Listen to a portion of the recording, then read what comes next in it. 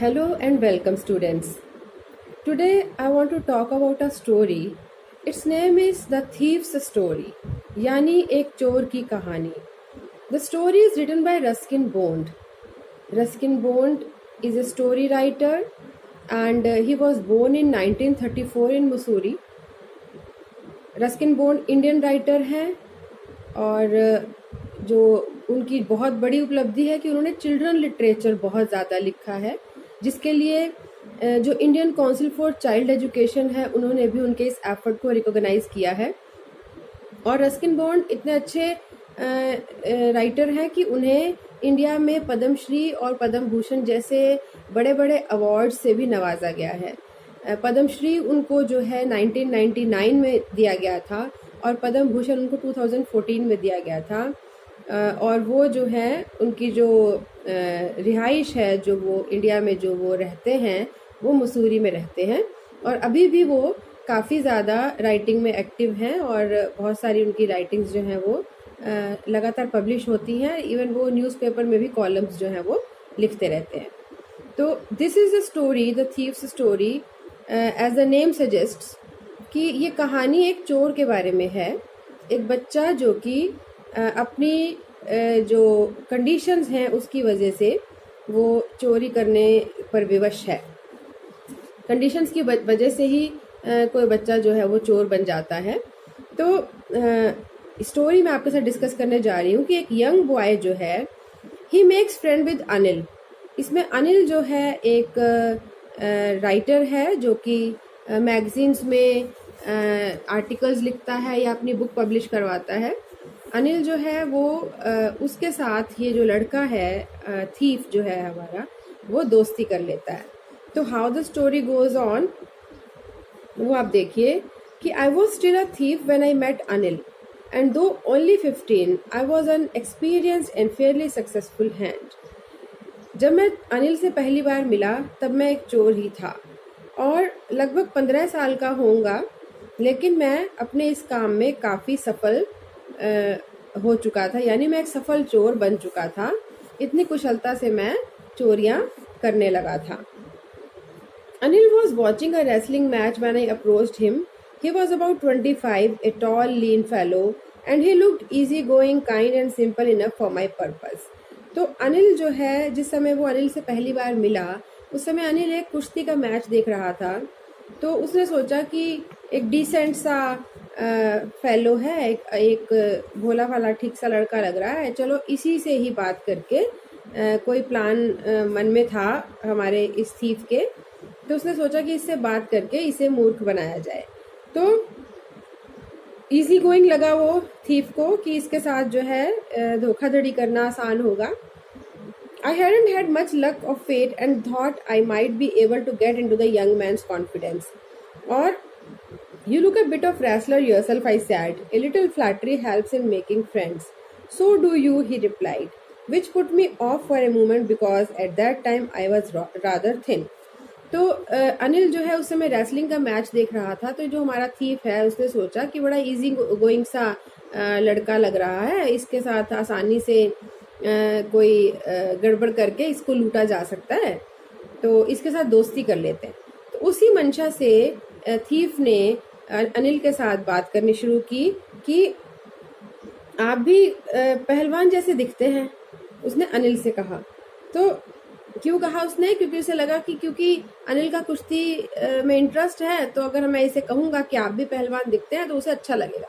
इसीलिए उसने कहा कि a little flattery helps in making friends, कि दोस्ती करने के लिए थोड़ी बहुत चापलूसी जो है अगर कर दें तो काफ़ी मदद मिल जाती है. यानी आजकल का ट्रेंड है ये कि थोड़ी चापलूसी करो तो दोस्ती हो जाती है. तो उसने भी यही कोशिश की, लेकिन अनिल ने उल्टा रिप्लाई दिया कि आप भी पहलवान जैसे लगते हैं. तो इस बात पर थीफ को थोड़ी सी झेप हुई, क्योंकि वो उस समय काफ़ी दुबला पतला सा लड़का था.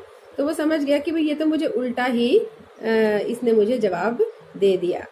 Well I said modestly, I do wrestle a bit. तो उसने नम्रता से कह ही दिया थीफ ने कि हाँ मैं थोड़ी बहुत कुश्ती कर लेता हूँ. What is your name? तो अनिल ने पूछा कि तुम्हारा नाम क्या है? हरी सिंह. आई लाइड. I took a new name every month that kept me ahead of the police and my former employers. तो जो चोर है लड़का, उसने अपना नाम हरि सिंह बताया, और क्योंकि वो खुद नरेटर है इस लेसन का, इस स्टोरी का, वही हमें ये कहानी सुना रहा है, हरि सिंह ही। तो वो ये कह रहा है कि मैंने झूठ बोला कि मेरा नाम हरि सिंह है, और मैं हर महीने अपना नाम बदल लेता था, नया नाम बताता था हर व्यक्ति को। इससे क्या होता था? इससे हरि सिंह को मदद मिलती थी पुलिस से बचने में, और जो उसके पिछले एम्प्लॉयर्स रहे थे जिनके पास उसने काम किया था अलग अलग समय पर, फिर उन्हें ठगा था, उनसे बचे रहने में उसे मदद मिलती थी, क्योंकि वो उसे ट्रेस नहीं कर पाते थे।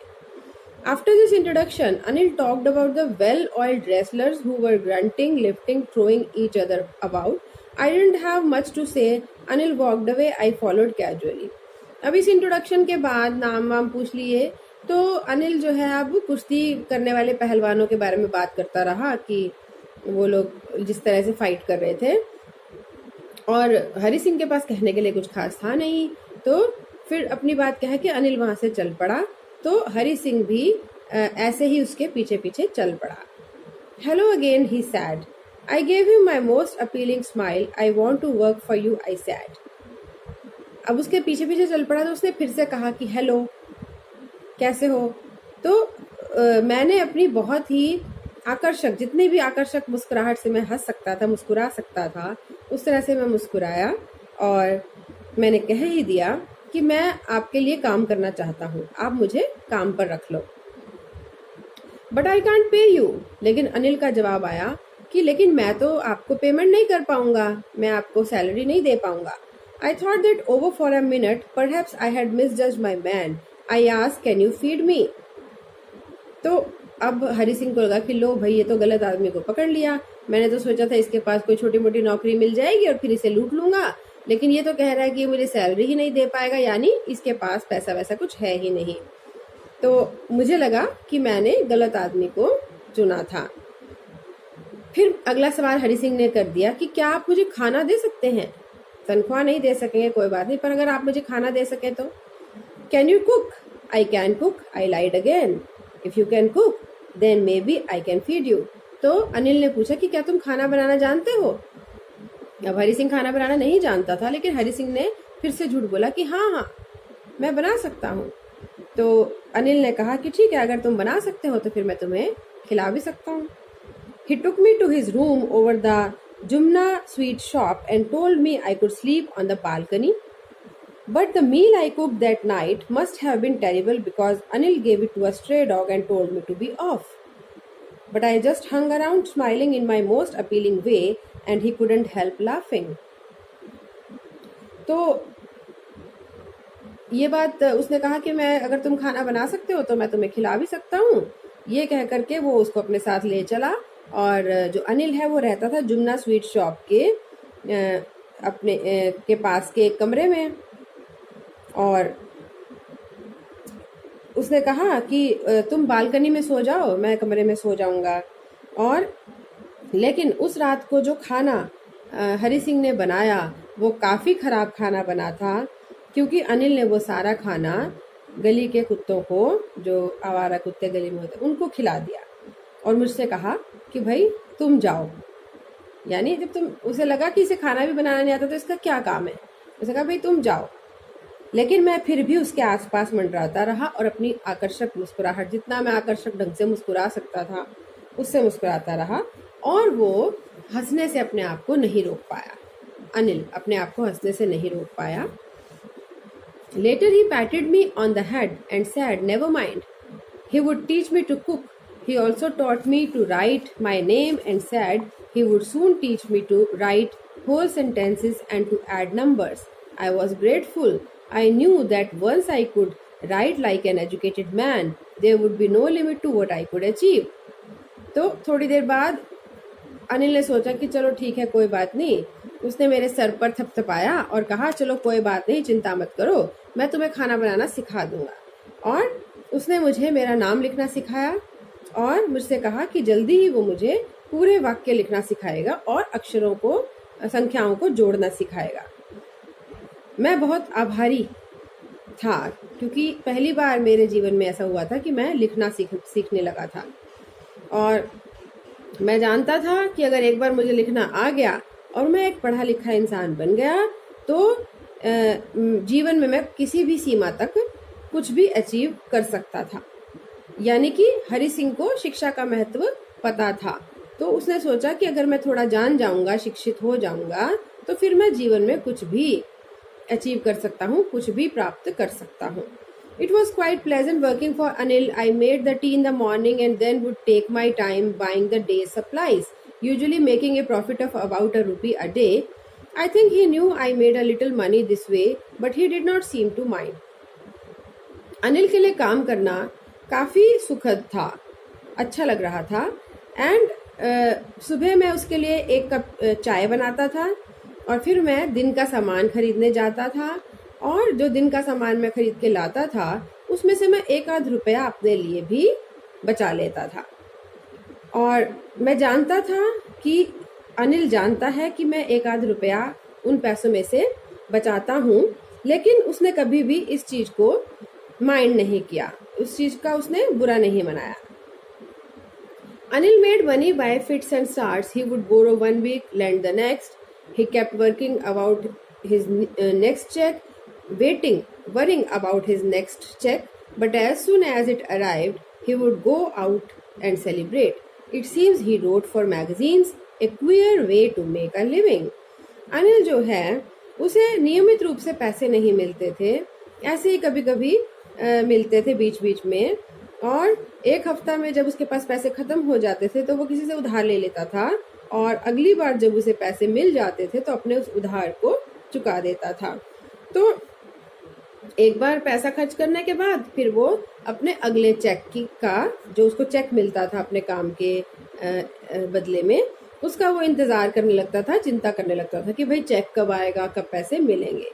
और जैसे ही उसका चेक आता, जैसे ही पैसे आते, वो अपने उन पैसों से सेलिब्रेट करता, पार्टी करता अपने दोस्तों के साथ। और हरि सिंह कहता है कि ऐसा लगता था जैसे वो किन्हीं मैगजीन्स के लिए लिखता था, और पैसा कमाने के लिए, आजीविका चलाने के लिए ये एक अजीब तरीका मुझे लगा।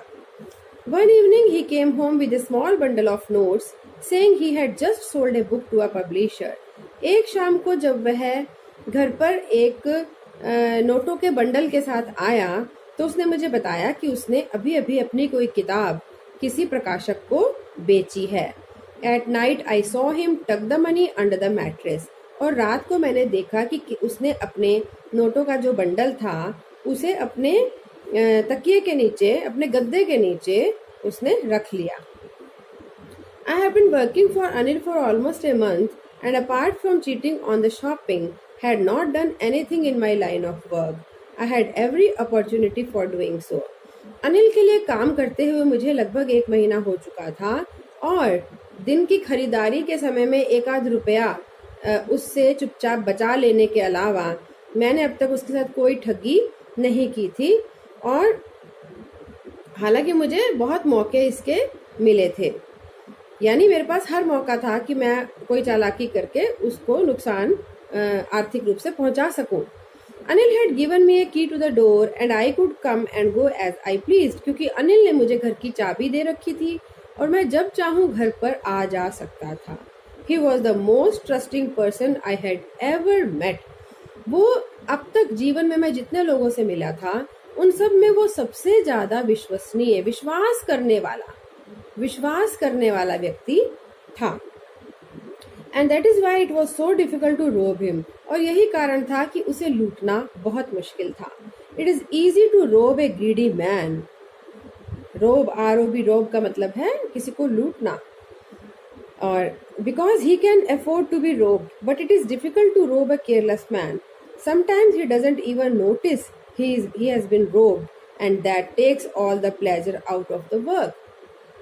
तो हरि सिंह कह रहा है कि एक लालची लोभी आदमी को लूटना जो है वो आसान होता है, और वो जो व्यक्ति है, लालची जो व्यक्ति है, वो उसे सहन भी कर सकता है।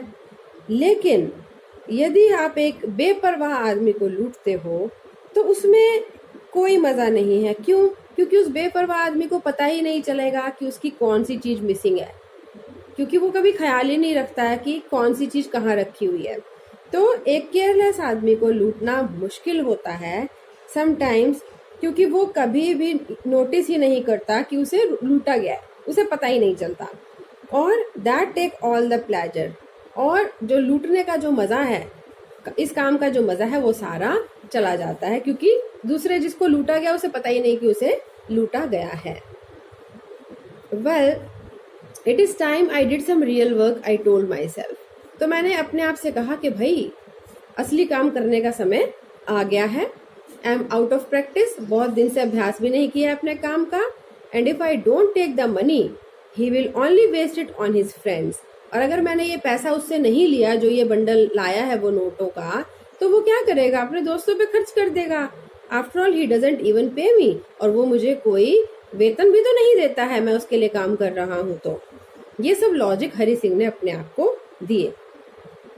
Anil was asleep. A beam of moonlight stepped over the balcony and fell on the bed.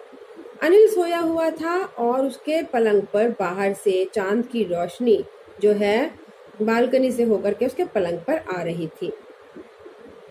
I sat up on the floor considering the situation. If I took the money, I could catch the 10:30 express to Lucknow. मैं फर्श पर बैठकर situation जो थी, सारी परिस्थिति उसका अवलोकन करने लगा कि यदि मैं इस समय पैसे निकाल लूं तो मुझे 10:30 बजे वाली लखनऊ एक्सप्रेस जो ट्रेन है जो लखनऊ को जाती है वो मिल जाएगी और मैं यहाँ से भाग जाऊंगा। Slipping out of the blanket, I crept up to the bed. Anil was sleeping peacefully. His face was clear and unlined. Even I had more marks on my face, though mine were mostly scars. अपने कंबल में से मैं धीरे से फिसला निकला और मैं रेंग करके अनिल के पलंग तक गया। अनिल बहुत ही शांति से सोया हुआ था और उसके चेहरे पर एक भी शिकन नहीं थी। उससे कहीं ज्यादा चेहरे पर निशान तो मेरे चेहरे पर थे, हालांकि वो सभी चोटों के निशान थे। अनिल जो है वो पूरी शांति के साथ पक्की नींद, गहरी नींद सोया हुआ था। My hand slid under the mattress. मेरे हाथ जो थे वो धीरे से गद्दे के नीचे खिसके, सर्चिंग फॉर द नोट्स, नोटों को ढूंढते हुए। When I found them, जब मुझे वो मिल गए, I drew them out without a sound. मैंने उसे बिना आवाज किए धीरे से बाहर खींच लिया। Anil sighed in his sleep and turned on his side towards me. I was startled and quickly crawled out of the room. Anil जो है उसने एक गहरी सांस छोड़ी सोते हुए ही और उसने करवट ली मेरी ओर। मैं चौंक गया और फटाफट से घुटनों के बल रेंग कर कमरे से बाहर निकल गया। When I was on the road, I began to run. I had the notes at my waist, held there by the string of my pajama. I slowed down to a walk and counted the notes. 600 rupees in 50s. I could live like an oil-rich Arab for a week or two. सड़क पर पहुंचते ही मैं दौड़ने लगा। मैंने अपनी कमर पर अपने पायजामे के नाड़े के साथ उन नोटों को बांध लिया था और थोड़ी देर बाद जब मैं वहां से दूर निकल गया तो मैं चलने लगा, दौड़ते हुए रुक गया, चलने लगा और फिर मैं नोटों को गिनने लगा। मैंने पाया कि 50-50 के नोटों में वो 600 रुपए थे। और जिस तरह से अरब देशों में जो गल्फ कंट्रीज है वहाँ पर तेल के बड़े बड़े कुएं जो हैं तो वहाँ पर लोग बहुत अमीर हैं, जो अरब व्यापारी हैं तेल के, वो उन पे बहुत पैसा है।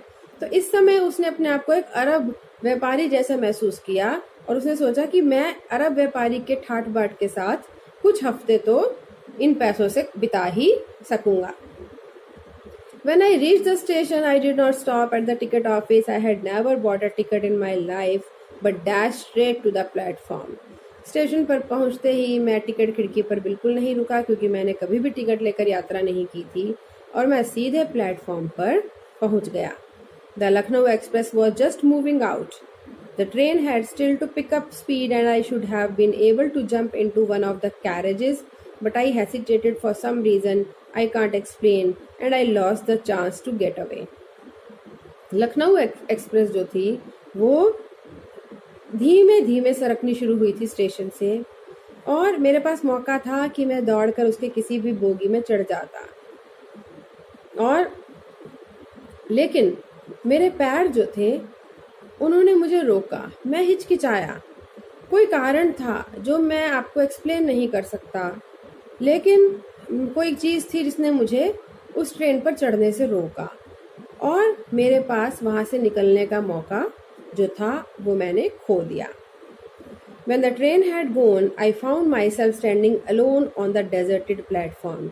जब ट्रेन चली गई तो मैंने पाया खुद को अकेले खाली स्टेशन पर प्लेटफॉर्म पर खड़े हुए। I had no idea where to spend the night. I had no friends, believing that friends were more trouble than help, and I did not want to make anyone curious by staying at one of the small hotels near the station. The only person I knew really well was the man I had robbed. Leaving the station, I walked slowly through the bazaar. अब मेरे पास कोई मुझे समझ नहीं आ रहा था कि मैं रात कहाँ पर बिताऊं। मेरा कोई दोस्त भी नहीं था, क्योंकि मैं ये मानता था कि दोस्त लोग जो होते हैं वो मदद से ज़्यादा मुश्किलें खड़ी करने वाले होते हैं। और अगर मैं स्टेशन के पास किसी होटल में कमरा ले लेता तो भी लोगों को हैरानी होती कि इस वक्त इतना ये लड़का जो है, इस वक्त एक छोटा सा लड़का कमरा लेने के लिए होटल में आया है। तो लोगों की जिज्ञासा जो है वो बढ़ती, सोचते कोई कि कौन है, कहाँ से आया है। तो वो ऐसा कुछ भी हरि सिंह नहीं चाहता था। The only person I knew really well was the man I had robbed. एक ही व्यक्ति था जिसे मैं बहुत नज़दीक से अच्छे से जानता था, लेकिन उसे तो मैं अभी अभी लूट कर आया था। Leaving the station, स्टेशन को छोड़ते हुए मैं बाजार की ओर धीमे धीमे चलने लगा। In my short career as a thief, I had made a study of men's faces when they had lost their goods. The greedy man showed fear, the rich man showed anger, the poor man showed acceptance. But I knew that Anil's face, when he discovered the theft, would show only a touch of sadness, not for the loss of money, but for the loss of trust. 15 साल का है हरि सिंह और वो कह रहा है कि चोर के रूप में जो मेरा करियर है वो और भी छोटा है, और उस छोटे से करियर में अपने बारे में वो सोच रहा है अब स्टेशन से बाहर निकलते हुए कि इस छोटे से करियर में बहुत से लोगों के चेहरों को मैंने पढ़ा है कि जब वो चीज़ों को खो देते हैं, जब हम उन्हें लूट लेते हैं तो वो कैसा महसूस करते हैं, उनके चेहरों को मैंने पढ़ा था। तो द ग्रीडी मैन, जो लालची आदमी है, वो घबरा जाता है कि अरे इतना नुकसान हो गया। तो जो लालची आदमी है वो फियर फील करता है, फियर शो करता है, डर जाता है। जो अमीर आदमी है उसे गुस्सा आता है कि अच्छा ये जो गरीब लोग हैं ना ये हमें लूटते रहते हैं। तो अमीर आदमी जो है उसे गुस्सा, वो अपनी एंगर को शो करता है। लेकिन जो गरीब आदमी है जब उसे लूटा जाता है तो वो उस लूट को स्वीकार कर लेता है कि भाई हमारे पे तो कुछ था ही नहीं, चलो ये भी ना रहा तो कोई बात नहीं। तो वो उसको स्वीकार कर लेता है, एक्सेप्ट कर लेता है। लेकिन मैं जानता था कि अनिल के चेहरे पर जब उसे पता चलेगा कि उसे लूटा गया है, चोरी हो गई है उसके पैसे, तो उसके चेहरे पर इनमें से कोई भाव नहीं आएगा, बल्कि उसके चेहरे पर भाव आएगा उदासी का, सैडनेस का। किस चीज़ का? पैसे के चले जाने का की उदासी नहीं होगी वो, बल्कि विश्वास के खो जाने की उदासी वो होगी। ऐसा हरि सिंह को महसूस हुआ।